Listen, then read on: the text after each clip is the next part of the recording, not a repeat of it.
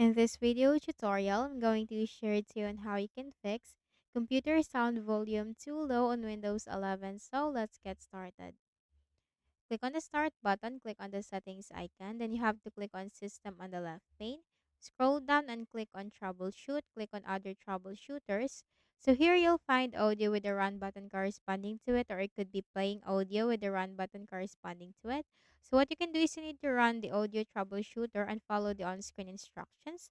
Now what that will do is that will help you detect and spot the issue or problem that you are facing on your Windows, and will also give you suggestions and recommendations in fixing the issue. So follow what it suggests and what it recommends.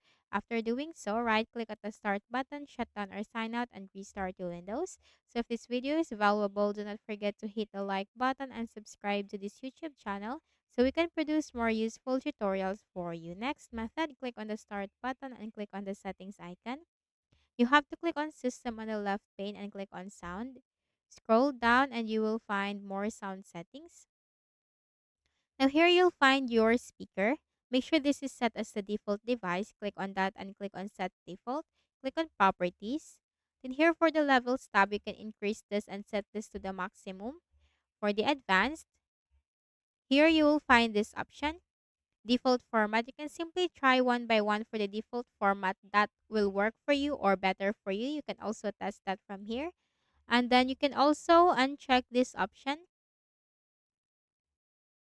allow applications to take exclusive control of this device, and then go to spatial sound. Make sure this is turned off. Okay, like that, and then apply and then okay. Apply and then okay.